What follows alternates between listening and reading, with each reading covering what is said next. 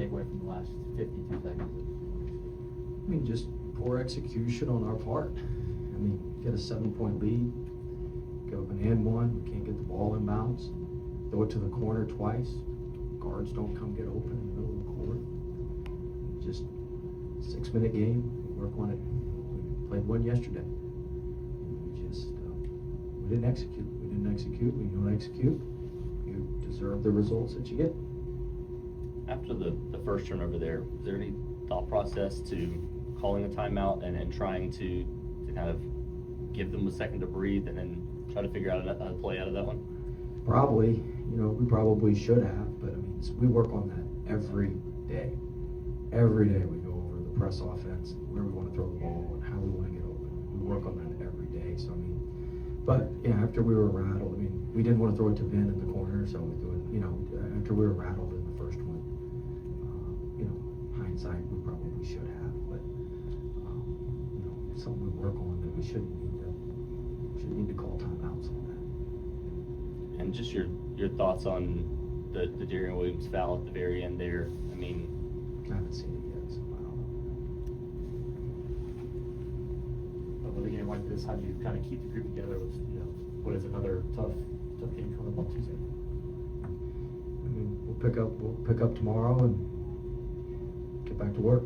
But I'm disappointed in our effort today. Come back and off of what happened on Monday and to play like that, just could see it coming. Disappointed. You have a game like this that's close the entire time. It kind of mimics what you see in the NCAA tournament. How can you use this as a learning experience? Shoot, we're a long way from the NCAA tournament. This team, we lost to Georgia Tech. I mean, damn, you're skipping way ahead. Worry about the NCAA tournament. So we get to Dayton. you talked about the struggles there in the second half, but it did seem like after the technical foul for Darian Williams that the team did show a lot of fight up until the last 52 seconds. Just your thoughts on the way the team Gave up responded 20 offensive rebounds. I don't think we responded very well to much anything. I don't see a whole lot of positives. We lost the game. We were up 7 with a minute and 6 seconds left. Poor coaching on my part that we couldn't bring that home. Something we pride ourselves on, and we looked like Keystone Cops today out there at the end of the game. But we missed the front end of the 1-on-1. Same situation we had at SMU, but we make a big defensive stop. That stuff always comes back to bite you. Every time. And we don't have the discipline to understand that right now. And we're not. So that's why we're going to be on the bubble the rest of the year. You mentioned discipline and disappointment. How do you get the players to maybe play with more physicality? They were mentioning the lack of physicality and toughness down the stretch. How do you get that to flip? That's just who we are. We're soft. We're a jump shooting team. That's who we are as a group. I'm not saying we got soft players, but that's who we are as a group. We're just a jump shooting team, and I've had to embrace that. And Miami, they have an identity. They're going to bludgeon you in the paint. They're going to be physical. They have an identity. We have no identity. That's an indictment on this guy right here. We have no identity outside of making jump shots. And that's a bad way to have to play. We gave up 26 offensive rebounds at Pittsburgh. We gave up 20 offensive rebounds today. Tuesday, they'll be able to pick how many offensive rebounds they get. Just pick a number out of thin air, and they'll get it. I mean, it's a tough way to play. We spent all week working on free throw blockouts because they get 1.5 a game. They got 3 on us today, at least 3 that I can remember. They may have had more. You'll have to go back and look, but they got at least 3. I mean, it's just who we are as a group, and unfortunately, we can't change it. Can you find an identity at this point outside of the jump shots? Pretty late in the season. Well, Time's ticking. You mentioned the points in the paint. You gave up 56. Obviously. I mean, Renault, that's what it's supposed to look like now. Mm-hmm. That's what they're supposed to look like. What Renault did. That's what it's supposed to look like. I'm sorry, finish your question. Oh, I was just gonna ask if you had, like, obviously, you knew that they were elite inside. Was there a specific number that you were hoping to maybe stay under? 54, I guess.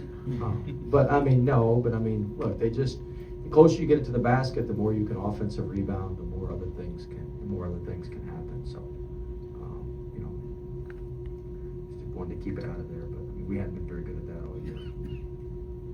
Well, I'm not trying to moral victory, but you had a great crowd tonight, and they were really highly energetic. And this is kind of the basketball they've been pining for. How neat was it to play a meaningful game in front of a great crowd? The crowd was great. I'm so disappointed for our home fans, man. We've lost 3 ACC games at home. That's embarrassing. It's embarrassing. Can't remember the last time one of our teams lost 3 conference games at home. You can go look it up, but we may never have lost 3 conference games at home anywhere we've been.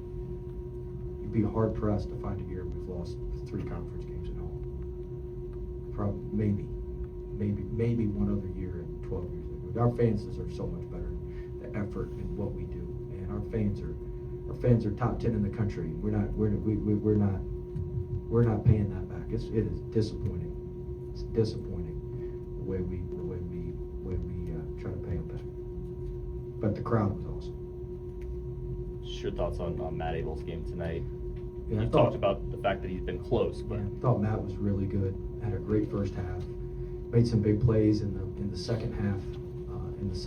As well. And, you know, he's coming along. He's doing a good job. He's really coming along, and really proud of him. You know, he does play with some toughness. He does play with an edge. He's got some good stuff to him, and so very pleased with him.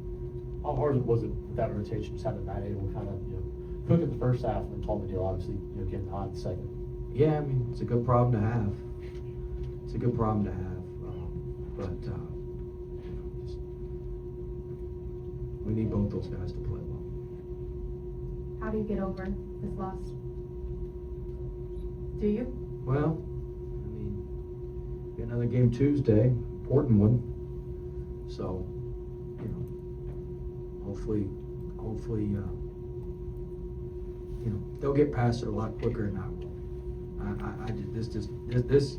This doesn't sit well with me for a lot of reasons. I don't want to get into it in here.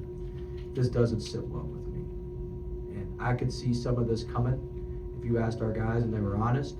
Some of the guys who made some major mistakes for us down the stretch, I called out in practice the last 2 days. I could see the slippage. I could see this coming. I could see multiple guys who didn't play well today. I could see him not playing well. He was in practice yesterday. I was nose to nose with one of them who didn't play well.